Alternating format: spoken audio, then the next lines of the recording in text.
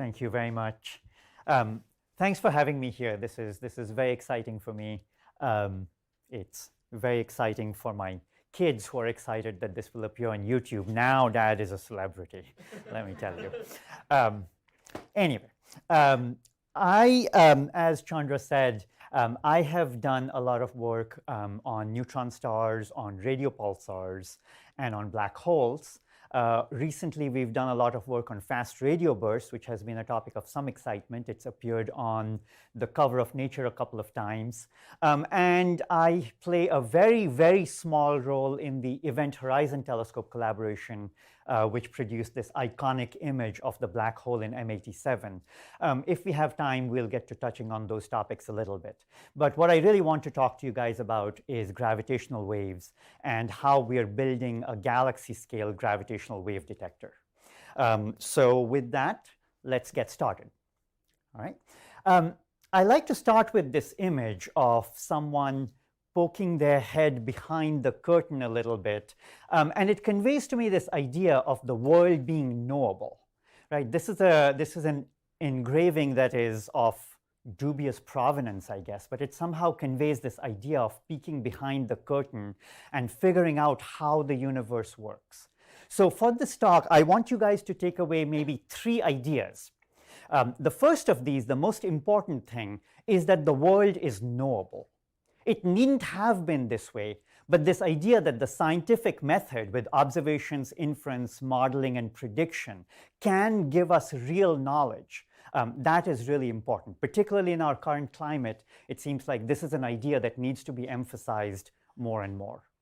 The second big thing I want you guys to take away is this idea of gravitational waves and how they are offering a new window on the universe. So unlike all the other wavelengths that we think of, which are all finally forms of light, radio waves, X-rays, gamma rays, these are all forms of light. But gravitational waves are a completely different new messenger. And we've only just begun to open this window on the universe. So it's a tremendously exciting time. I will tell you a little bit about how we've done this and what we've seen so far. And then the final thing is a saying that Carl Sagan used to emphasize over and over again, that extraordinary claims require extraordinary evidence. And so, for example, with fast radio bursts, the very first thing that people jumped to was, oh, maybe it's evidence for aliens. And it's very, very, very, very probably not aliens, right? It is just not. Extraordinary claims require extraordinary evidence, and the scientific method is built so that we can get to these, we can build evidence and chains of causality and eventually get real knowledge about the world we live in. Okay?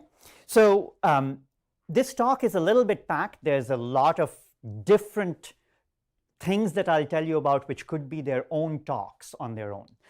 But we'll see how it goes. All right? So the first thing I want to start off with is this discovery of radio pulsars. And this is a picture of one of my scientific heroes, Jocelyn Bell. She's standing in front of the telescope. It doesn't look much like a telescope. It's basically an array of these long wavelength dipole antennas. This is the radio telescope that she instrumented up by hand. And she was a PhD student working on this project to actually study interplanetary scintillation. And while she was going through the output of the chart recorders by hand, miles and miles of chart recording, because she was a good scientist and because she really, really knew her instrument, this is actually a picture of the original chart recording, she noticed this bit of scruff. And this bit of scruff did not look to her trained eye like any of the other bits of scruff on here. Instead, this looked interesting. And it came back every day at the period, not of the Earth's rotation, which is 24 hours, but at the period of rotation of the sky around the Earth, which is 23 hours and 56 minutes. And so you could tell that, okay, she could tell that, okay, this is something in the sky. What could it be that was producing these little bursts of radio waves as it went through the telescope? Haha, joking, but maybe not really. They named it LGM1 for Little Green Men. Joking, but... And then they found LGM2, and then they found LGM3, and it became fairly clear that it was not, in fact, anything to do with aliens, but it was some natural phenomenon. Today, we understand that these pulsars are actually neutron stars. They are the tiny, dense little remnants left behind when massive stars explode. And when these massive stars explode, they spew out the elements that have been synthesized in them into the atmosphere, into the space. And then what may be left behind in certain cases is this incredibly massive, incredibly dense, condensed ember of a star. For scale, here it is on the San Francisco Bay. It's about 10 kilometers in radius. And it's incredibly massive. It's about 1.5 times the mass of our sun squeezed down into that tiny area. Now, neutron stars are a completely fascinating topic. We can and we do, in fact, teach entire college courses about them. And they make for these great stories. Their magnetic fields are strong enough that if you replace the moon with a neutron star, it would erase the credit cards in your pocket. That kind of magnetic fields we're talking about. And a teaspoon of neutron star matter weighs about as much as Mount Everest does.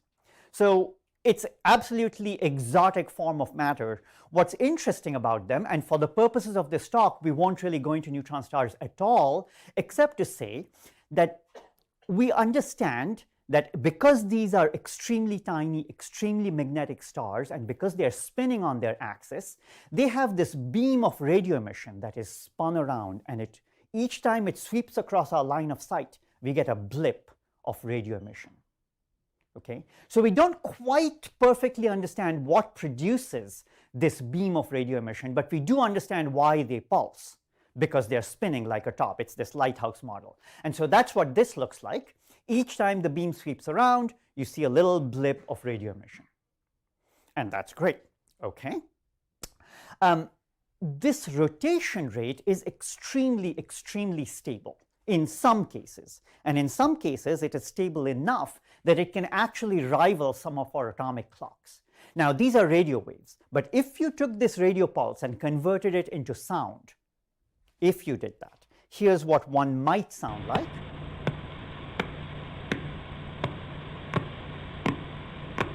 Each time you hear that click, that's basically a rotation of this massive neutron star and that beam of radio waves being swept across our line of sight. Now, that was a pretty sedate radio pulsar. This is BOA 33-45. It's the Vela pulsar. It's one of the millisecond pulsars.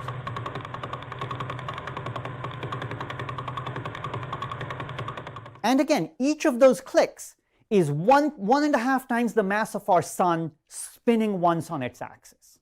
Right? The fastest ones are actually spinning faster than a kitchen blender. They are really, really fast. Okay, great. Let's hold that thought, because this could be its own talk. But let's set aside these celestial clocks. And now let's talk a little bit about gravity. So what is gravity? Well, Isaac Newton, while he was sitting under his apple tree, this is one of the famous descendants of that apple tree. And the apple supposedly falls on his head, and he realizes that it's not just the apple falling to Earth, but the Earth falling to the apple as well. Every particle in the universe attracts every other particle. Right? So that was Newton's model of gravity. And it's an incredibly successful model. It's a model that's successful enough for us to precisely navigate spacecraft all the way across the solar system. But then Einstein comes along, and he comes up with a different conception of gravity. This is where I put up an equation for general relativity, and half of you fall asleep immediately. So we won't do that. Instead, I have a little picture that shows you what Einstein's model looks like. Einstein's model says that matter tells space-time how to curve, and then space-time tells matter how to move. Okay, this is basically what the equations of GR tell you. That matter, without the presence of mass, is this uniform thing, but then you place mass in it, and like a rubber sheet, it bends. And then other masses move in this bent rubber sheet, and those are the gravitational trajectories. So that's sort of the summary. Okay. This, of course, was an incredibly different conception compared to Newton's conception of every particle in the universe attracting every other particle. And so it led to entertaining magazine covers like this. Was Einstein right? Was he wrong? And the consensus is this is a theory that has been tested over and over and over again, and so far it passes with flying colors. Now, that doesn't mean it's right. In fact, we know that Einstein's description of the universe is not complete because that description is not reconcilable yet with quantum mechanics, which is the other incredibly successful theory of nature that we have that describes things on very small scales. However, it is a very, very good description. It's been tested extensively. And now if you think about this description of space like a rubber sheet that stretches in the presence of mass, you immediately say, okay, maybe it can have ripples. Maybe it can have ripples in space-time itself, and those are gravitational waves. So Einstein's conception implies the existence of gravitational waves. And this is what might happen if a gravitational wave were to come out from behind the screen and towards you. You would have a ring of particles stretch and squeeze, stretch and squeeze. And there's two different modes in which this stretching and squeezing can happen. So there's a plus mode and a cross mode. Okay. So those are the two modes of gravitational waves. Now, okay, do gravitational waves really exist? Well, here now, to go back to those neutron stars that I talked about before, we can time some of these neutron stars with exquisite precision. And some of these neutron stars are in binary systems, so we can actually watch those binary system orbits change because of the ticking clock, sometimes moving away from us, sometimes moving towards us. We can trace the orbit. And here is what the traced orbit, the orbital, this is basically one of the parameters of the binary orbit, the shift of the periastron. And you can see that it changes over time as the years tick away. And this line that's drawn through here is basically the prediction from general relativity. You can see that it is a spectacularly successful prediction. It is just an absolutely astonishing fit to what the observations show.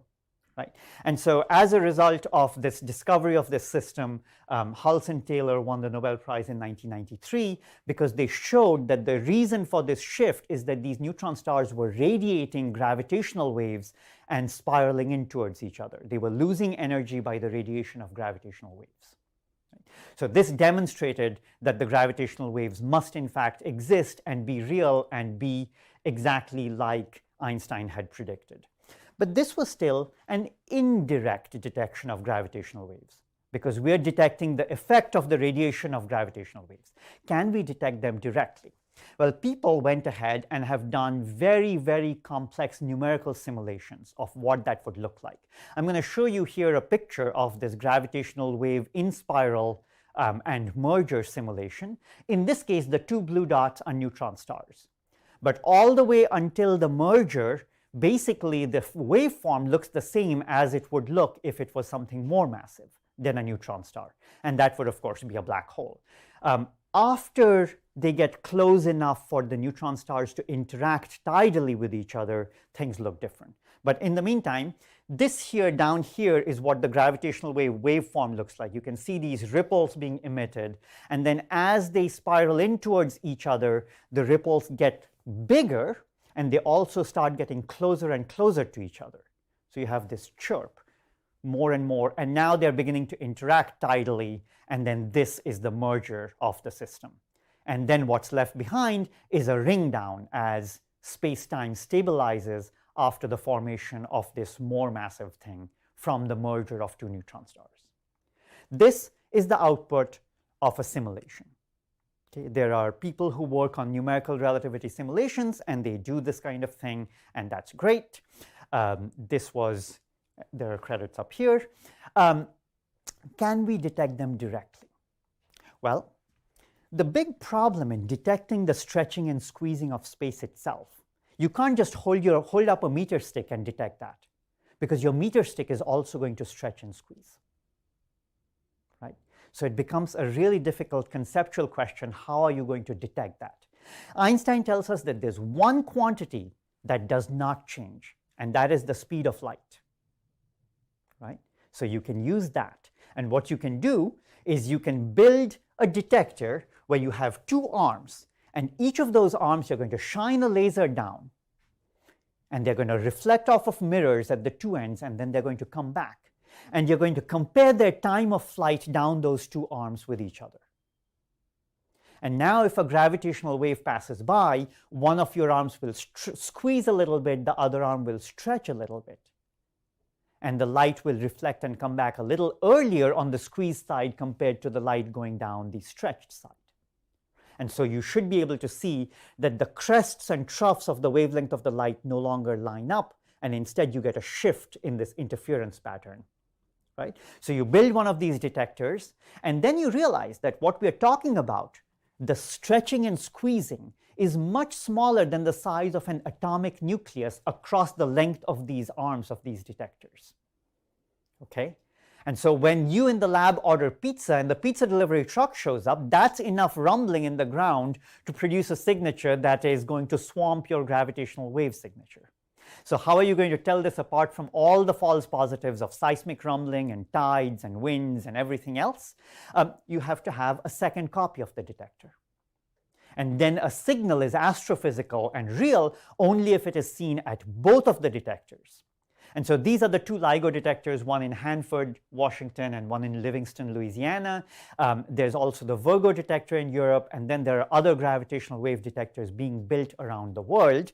But this event, gravitational wave event 150914 on the 14th of September 2015, is the first direct detection of gravitational waves. And you can see here the waveform at Hanford, the waveform at Livingston, Louisiana, and then below it the comparison to the theoretical models for what it should look like if two massive black holes basically merge with each other and emit a burst of gravitational waves. So this is a twofer. It tells you it's a direct detection of gravitational waves. You've seen it from the stretching and squeezing of the arms of your detector. And also, it is a demonstration that black holes must exist, because this is what the waveform is predicted for these black holes. Right?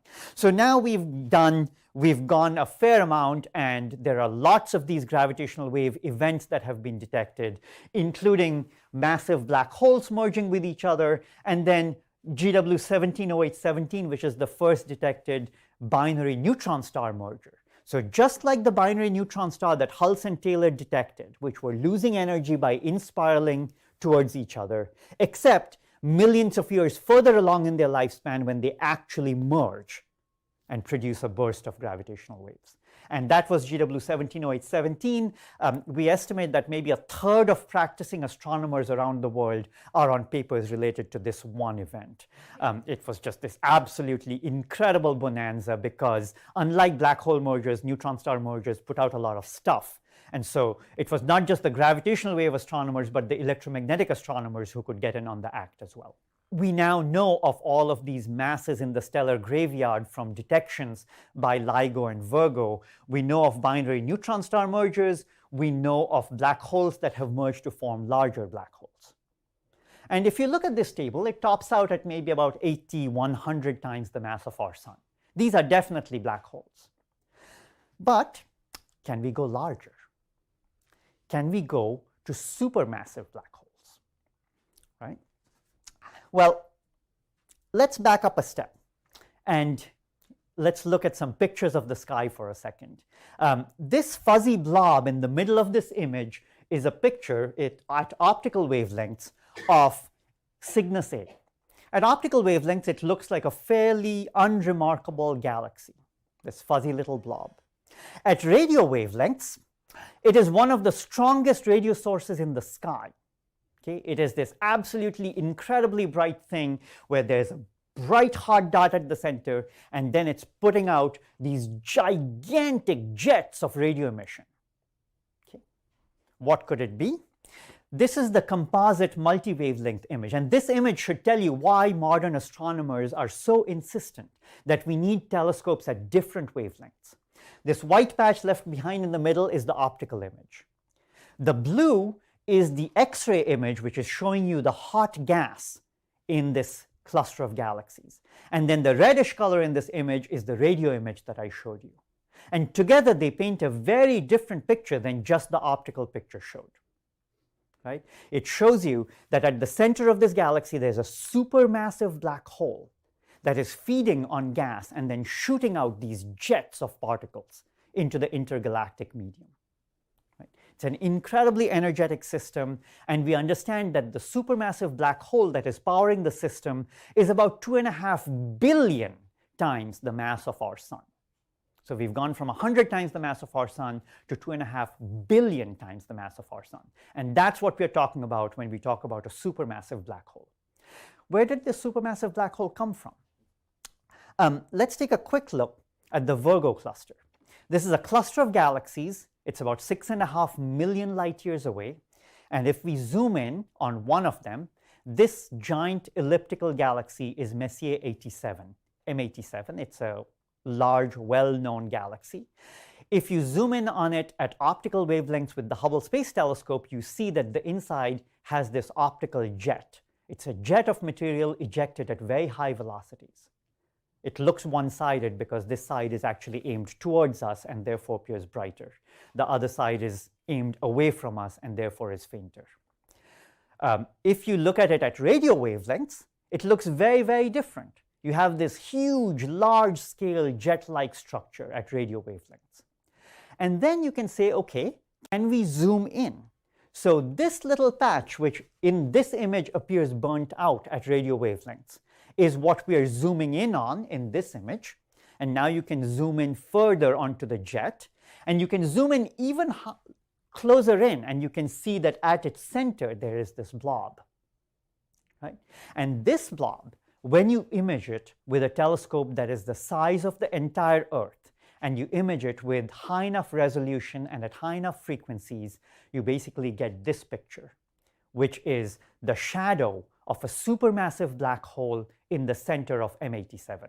This is the Event Horizon Telescope collaboration put this image out last year, and it was an instantly iconic image. What it tells us is that there's a 5 billion solar mass black hole at the center of this galaxy, and it's surrounded by gas in this accretion disk, which is moving at 2 million miles per hour. These are just mind-boggling numbers. They're not just astronomically large numbers, they're maybe large enough numbers in the realm of economics now. Like they're economically large numbers. Okay, so where did these supermassive black holes come from? We understand that galaxies grow by merging with each other. We understand that in the distant universe, mass assembled in this hierarchical fashion, where little galaxies merge with big galaxies and produce even bigger galaxies. There are lots and lots of these images, iconic images, that are where you can see different stages in the mergers of these galaxies with each other, right? And there's lots of these. Okay, if you zoom in on the centers of these merging galaxies, you can find these bright, hot dots. And these bright, hot dots are the massive black holes at the center of these massive galaxies, which presumably, like the galaxies merge and get bigger, presumably these black holes are also merging and getting bigger over time, right? We have instances where we can see these black holes, supermassive black holes with their jets, locked in a dance with each other as they spiral inwards. And as they spiral inwards, they should be losing energy by emitting gravitational waves. And eventually, they should be merging. So that's how supermassive black holes are born. And now we can put this story together and we can say, okay, so we have supermassive black holes merging. Can we detect gravitational waves from those? Well, what are the time scales? The mergers of these supermassive black holes basically take millions of years or longer. And in fact, the in-spiral phase, the final in-spiral phase, takes years, and then there is a ringing phase that takes maybe of the order of a year, over which you have this burst. So a year timescale means that the wavelength of the gravitational waves that's emitted, because gravitational waves travel at the speed of light, takes a year, which means it's a light-year long wavelength. So now, to detect gravitational waves that are a light-year long, we need detectors which have arms which are of the scale of light years. And so now we need to make a detector that is the size of our entire galaxy in order to be able to detect these very low frequency, very long wavelength gravitational waves. How are we going to do that? And this is where, of course, we bring the first part of the talk back into the picture, we say, okay, instead of having arms like the LIGO and Virgo detectors, what if we replace these arms by the lines of sight to these radio pulsars in the sky that have very, very stable clocks, right?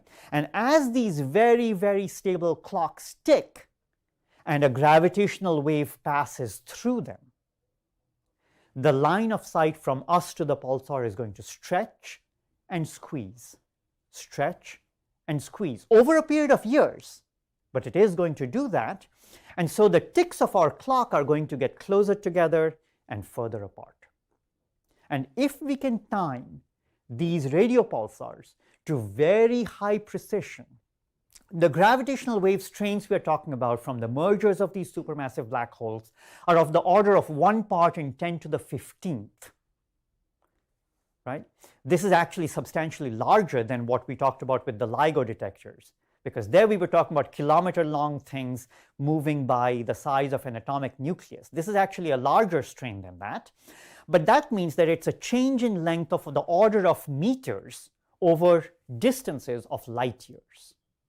And so we have to be able to time these neutron stars to a precision which corresponds to knowing where they are to a precision of meters over a distance of light years. Right? And that means that we need timing of these pulsars to a precision of tens of nanoseconds over long periods of time. And so this, of course, is an incredible challenge. And when we successfully do this, just like we have different wavelengths of light, so that there are X-rays, there are ultraviolet rays, optical, infrared, and radio wavelengths, we will end up with gravitational waves that are detected from the ground of the order of hundreds of cycles per second, gravitational waves that will be eventually detected when we fly detectors like LISA in space, and then gravitational waves that we will be able to detect with these pulsar timing arrays, which are coming from the mergers of supermassive black holes. These are entirely new windows on the universe that are being opened. And the first of these, this now exists, and I have shown you that we are successfully doing this. There's much more that is going to happen on this front.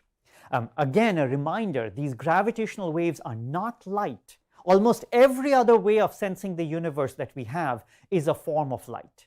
There are very few other messengers. Some of you know about neutrino astronomy, and that's a different messenger. Gravitational waves are a completely different messenger on the universe. The collaboration that I'm part of is the NanoGrav collaboration, and I should emphasize that everything I've shown you so far is work by large collaborations, not just of senior people, but lots and lots of students. Here's a picture of the NanoGrav collaboration meeting in front of the Green Bank Radio Telescope, which is one of the radio telescopes that we use. Here are lots of our student meeting pictures. And what we are doing basically is using these telescopes, which are some of the largest radio telescopes in the world, the Arecibo Observatory, the Green Bank Radio Telescope, and every year we are timing more of these neutron stars. So what you're seeing in this graph is basically each of these dots represents a pulsar that we're timing over the years. And so every year we add more pulsars to our detector. That's like adding more arms of our gravitational wave interferometer. And one of the things that we're looking for is we're looking for a correlated change in the timing of these pulsars. We're looking for a change where all the pulsars in this part of the sky appear to speed up a little bit, and all the pulsars in that part of the sky appear to slow down a little bit, and vice versa. And that will tell us that it's not something that's happening with the neutron star, it's not something that's happening as a propagation effect, but instead it is the stretching and squeezing of space itself that is causing this correlated change in the timing of these neutron stars. And so that's sort of our ongoing enterprise. It's not just us in the United States who are doing this. We have international partners all over the world. This is a global project with lots of telescopes around the world, lots of people working on detecting these gravitational waves at low frequencies. I have one technical slide that I thought I'd throw in just to show you where things stand. Okay? This is basically our limit on gravitational waves that we have detected so far with 11 years of timing pulsars. We have not yet detected gravitational waves. However, we have theoretical models for the mergers of these supermassive black holes in order to get to the universe that it looks like today. And theoretical models say, okay, we should be expecting gravitational waves if we're optimistic in this green band. And you can see that our upper limit, which is this solid black line, has already dug into that green band and sort of ruled it out. Because if, in fact, the optimistic prediction was correct, we should have already detected those gravitational waves. The orange band shows what we think is a moderate scenario. The blue band shows what is the most pessimistic scenario. And the black line is where we were with 11 years of data. We are now working on our 15-year data release, and we hope that this line will get pushed substantially further down. Eventually, we know that supermassive black holes exist. And so either we should be detecting this background of gravitational waves, or we should be detecting gravitational waves from the in-spiral of an individual source. On the right-hand side, this is a plot of what our individual source limit looks like. We're looking for the continuous waves from the in-spiral of a pair of supermassive black holes. Okay? The blue line is sort of our sky average sensitivity. The red line is our sensitivity at the most sensitive part of the detector on the sky. Just because of the way our pulsars are distributed, we're more sensitive in some directions compared to other directions. And then the purple dots are a simulation of the universe. They are not the real universe. They're a simulation based on the reality, but we don't know what the gravitational wave universe looks like. That's what we're trying to see. The purple dots show what it would have looked like, and it says that in one simulation of the universe, if there was the right source in the most sensitive part of our detector, we should have already seen it. We have not. But that curve gets lower every time we do a data release, and eventually we should be able to detect individual gravitational wave sources. This is what our data set looks like now. As I said, every year our data set gets larger because we add more pulsars, and the pulsars we time for longer durations. This was our 5-year data release. This was our 9-year data release. As I said, we are now working on our 15-year data release. All our data immediately becomes public at data.nanograv.org. Should you want to play with it, it's all right there. Again, this is something where lots of people have, and we are actually very proud of the fact that completely independent groups of scientists have taken our data and done interesting astrophysics with it. That is something that makes us very, very happy indeed. Okay, so where we are on this is we are now approaching a detection of the gravitational wave background. The black line was where we were in 2018. We expect by 2030s we will have dug in to the spectrum where realistically sources must exist. And this is opening complementary windows on the gravitational wave spectrum with LIGO, which is already working, and LISA, which does not exist yet except on paper, but will eventually fly in space and fill in the gap between us. Okay? So that's where we stand with gravitational waves. As I said, every year we're looking for more pulsars, and we're adding to our detector. And while we build this detector, interesting things pop up, right? I already showed you Jocelyn Bell and her discovery of radio pulsars, which was this little bit of scruff in the radio sky that she went back to over and over and realized that it was a radio pulsar. There's another famous signal like this, which goes by the name of the WOW signal. This is just a one-off signal that was detected in 1977 at the Big Ear telescope, where basically the telescope, this is a primitive system back then. It prints out either nothing or 1 to show the level of noise, right? And it's usually nothing or 1, and then the occasional 2s or 3s, maybe 4s, and then suddenly it goes into 5JUQE, this massive signal that comes through, and it gets circled in a red pen, and wow. It's famous as the WOW signal. It's never been redetected. As I said, extraordinary claims require extraordinary evidence. This, Our best guess now is that it is some form of interference. It is very, very probably not aliens. We don't know. Until it's reproduced, we will never know. Similar to this is this idea of these fast radio bursts. So the fast radio bursts are these millisecond flashes of radio waves that seem to pop off all over the sky. And because they're radio waves and the space is not a perfect vacuum, space is a better vacuum than anything we can produce on Earth. It's a pretty darn good vacuum, but it's not a perfect vacuum. And so the radio waves don't travel at precisely the speed of light in a vacuum. They travel slightly slower depending on the frequency. And so you end up with these swept pulses where the higher frequencies arrive slightly earlier, the lower frequencies arrive slightly later, and that tells you that it's propagated through a huge amount of space to get to us. Right? And there are these millisecond flashes of radio waves. The initial detection was at the Parkes Radio Telescope, which became famous. This is a very, very famous detection of this fast radio burst. There's lots of stories to tell here, but I'm just going to move along and tell you about the one that I have worked the most on that is close to my heart. It is this completely unimpressive looking little patch here. This is a fast radio burst that was detected at the Arecibo Radio Telescope. You can barely even see it, right? It's barely there. This gives you a little bit of a sense of the data processing challenge that we face, because here I have highlighted the one section of the data where the fast radio burst I already know is existing. If on this scale, the actual observation data set would stretch for miles.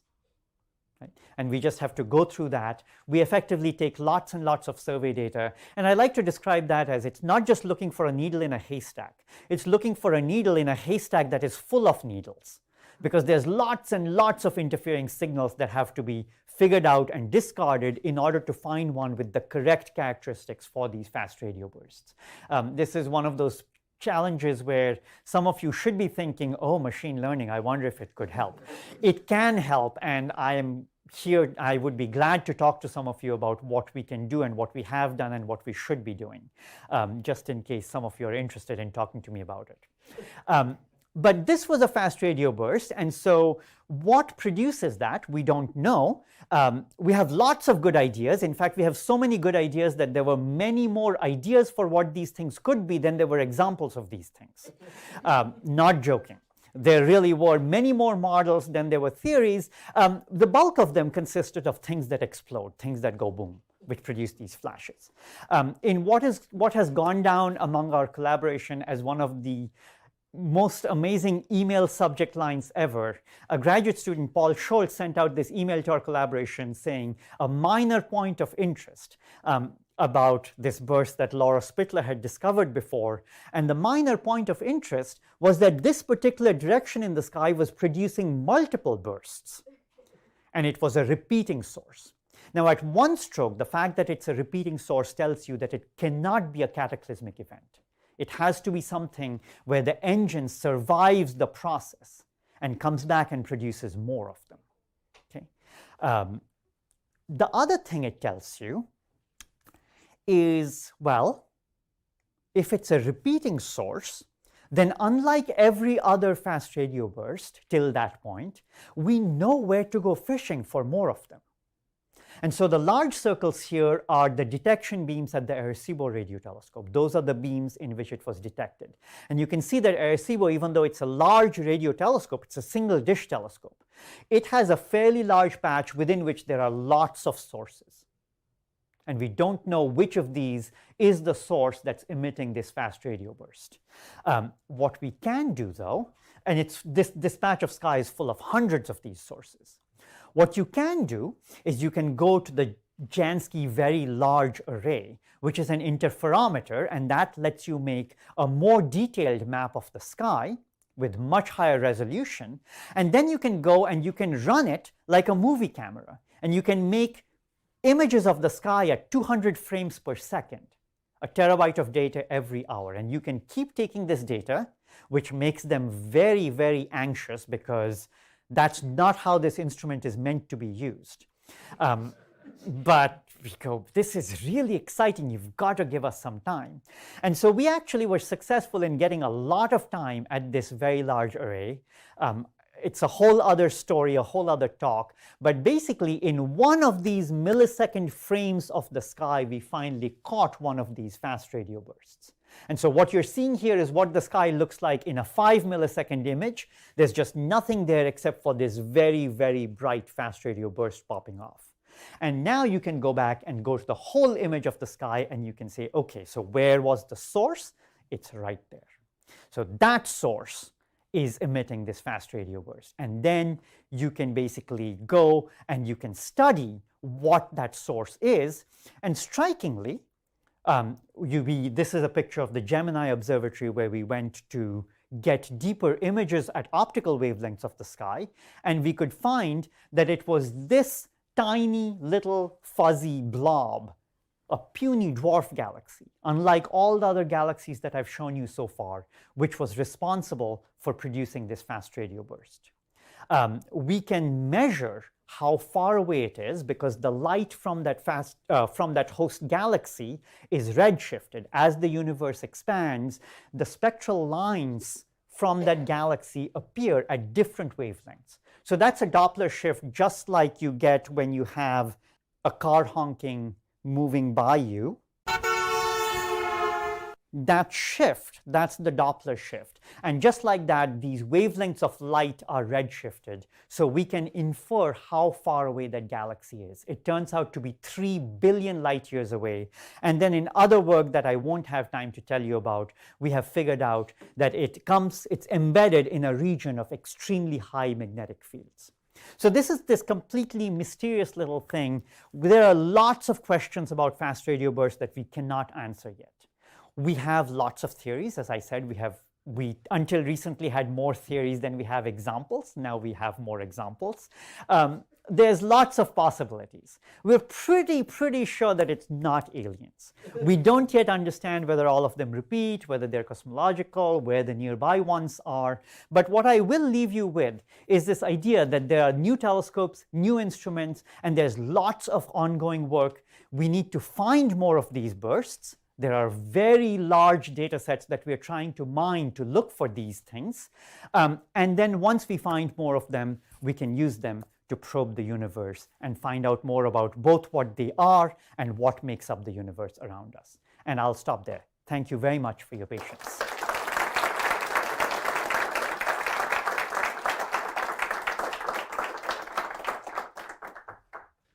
So you mentioned earlier that things like, pairs of neutron stars or pairs of black holes lose energy to gravitational waves. So does this imply that one can convert energy into gravitational waves somehow?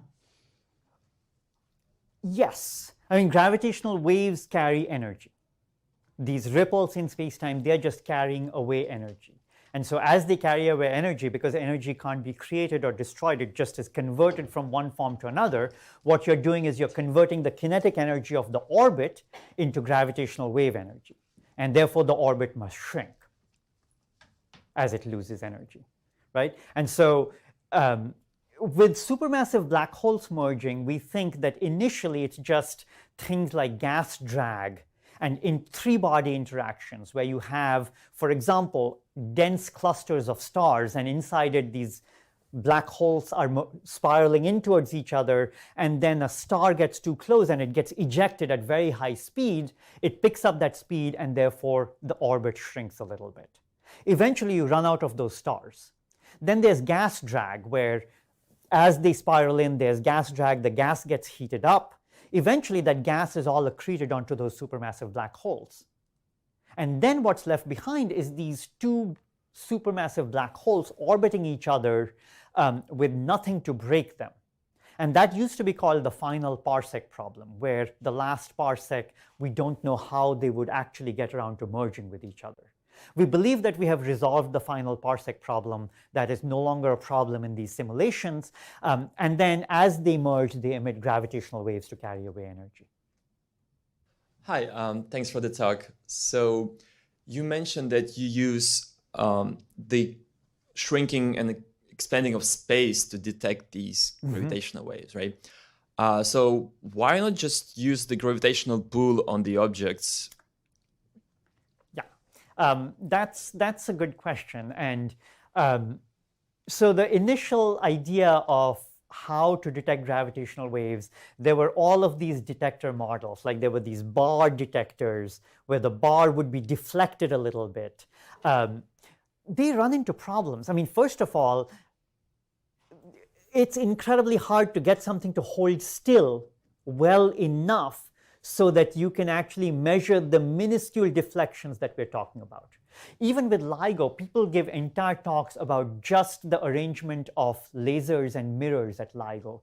The mirrors at the ends of these tubes are suspended so that they're completely decoupled from everything else. Because remember, if they were connected to the detector arms themselves, all of the vibrations would go through to them.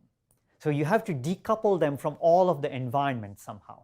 And so then really, most of the other ways you can think of will run into the problem that your meter stick also shrinks and expands as space stretches and expands. So you need a meter stick that is independent of the stretching and squeezing of space. And really the only way we've come up with that's a reliable way to do that is to compare two different directions, two different meter sticks against each other. And then for the gravitational waves I was talking about, which are very, very low frequency gravitational waves with very, very long wavelengths, you need to do this over light year scales. Thank you. So it's not impossible, but it's just not reliable enough. It's not technically feasible. In fact, I mean, I would say it is technically impossible. Conceptually, it is not. But technically, I think it is impossible. Yeah. Thank you. Yeah. You mentioned the fast radio burst that repeated. Yes. How frequently did it repeat? That's a great question because the initial detection was in 2012, or well, it was earlier than that, but we analyzed the data and found it in the detection was in 2012. Even though we found it 2 years later in analysis of the data. And then every year we'd go back to the telescope and we'd take some more observations and we'd see nothing. And we'd go back and take some more data and we'd see nothing until we finally started seeing it. So the repetition is sporadic and completely unpredictable so far. With a sensitive enough telescope, it looks like when it is active, this particular source, we can find maybe one burst every couple of hours of observation time. But that's very source dependent and that's very telescope dependent. If you have a more sensitive telescope, you can find weaker bursts. So yeah, we've looked very hard for some kind of periodicity in the repetition because that's immediately the obvious thing we jump to is could this be some kind of rotation model that we can fit to it? If not a rotating neutron star, could it be things orbiting around each other? Could it be something like that? So far, we have not been able to find any periodicity in the repetition. It is sporadic. Hey, thanks a lot for coming today. I have a question regarding the precision of measurements you're working with. Sorry for my ignorance in advance. Do the gravitational waves participate in the interference? And if they do, how would that affect the precision of the measurements you're working with? And won't it produce any false alarms while you are working on detection of the supermassive black holes? The question is whether the gravitational waves are participating in the interference. Okay. I did not go into the technical details here, but that's actually a very interesting question. Because for these gravitational waves, there's two terms. We call them the Earth term and the pulsar term. The Earth is sitting at the middle of this detector. And so the gravitational wave hits the Earth and causes effectively the space to, imagine it stretches a little bit.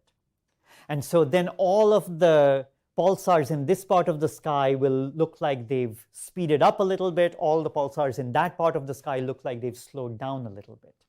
And then there is a term which is per pulsar, which is when the gravitational wave hits one of the pulsars. That pulsar, the line of sight between it and the Earth is stretched a little bit, and therefore that pulsar speeds up or slows down, but not the rest of them. Right? So effectively what you're saying there is, I think, is how it works, except the term that we are more sensitive to is the Earth term, because that's correlated across all of the pulsars. Some will speed up, some will slow down. The pulsar term is a per pulsar thing, and that's really hard because you can never really be sure that you've detected a gravitational wave effect as opposed to something along the line of sight, some refractive effect, some electromagnetic effect, or some weird thing in the pulsar itself. So as far as we understand it, our initial detection is going to be a detection of the Earth term, the Earth bobbing up and down in the gravitational wave background, effectively. Except it's not bobbing up and down, it's bobbing in 3D space in a fourth dimension. But we'll detect that before we detect individual pulsar terms. So maybe that gets to the question you're asking. Thank you. Thanks for the very interesting talk. And this may be a naive question, but it seems like all of the detectors that you mentioned, whether it's LIGO, Virgo, or the pulsar-based detection, it's predicated on the assumption that the speed of light is constant, and that's what you're using to detect gravitational waves. Yes. So I guess, why is that absolute theory? That's absolutely correct. But remember, the existence of gravitational waves is a consequence of Einstein's theory of relativity and general relativity. And according to that theory, the speed of light is a constant. So in that sense, it is a closed loop. Now, there have been periodically these theories of tired light, or what if the speed of light was changing as a function of time. So far, the GR is tested extensively on many different scales, right? And it seems to hold up really well to the precision that we can attain so far. If it turns out not to hold, I think that'll be tremendously exciting to us. This is why people still continue to propose tests of GR. Anytime we find a binary pulsar, the first thing we do is, okay, can we use this to test GR and push the precision one more step forward? That's becoming increasingly hard now because GR is tested so well. It seems to work on scales all the way from GPS satellites orbiting the Earth to these distant universe things. So far we have no grounds to question it. But we are testing. We are not willing to take that on faith, because anyone who shows that this theory does not work, you bet they're going to go for that. That is going to be really good news for them. Bad news for the rest of us, maybe like, okay, lots of work to be done, but that's what gets us excited, right? I mean, this is something that I think people get wrong about scientists in general. We are the opposite of invested in our theories. The way to get ahead is to show that your favorite theory is wrong, because that is guaranteed to push the state of the art forward. We are the opposite of invested in it. We want to show that things are wrong. But yeah, so far it holds up. Thank you. Hello, thank you for coming. Can you use gravitational waves to determine anything about the source, such as like what element the source is made of, or anything like that matter? That's a great question. You wouldn't probably use it to determine what the source is made of, but what you would be able to do, what we are doing in fact right now with the LIGO detections, is we can tell whether, like what it was that was merging. So for example, the waveforms look different depending on whether they are black holes merging with each other or neutron stars merging with each other. Neutron stars, as they merge with each other, there are tidal effects. Black holes do not show those tidal effects. And so the waveforms simulated are different. We are not yet convinced that we've seen a merger of a neutron star with a black hole. That will produce tidal stretching of the neutron star, but not of the black hole. There are simulations of what those waveforms should look like. So yes, very much so. The waveforms tell you what was going on at the merger. It's a whole new window, a whole new way of looking at the universe.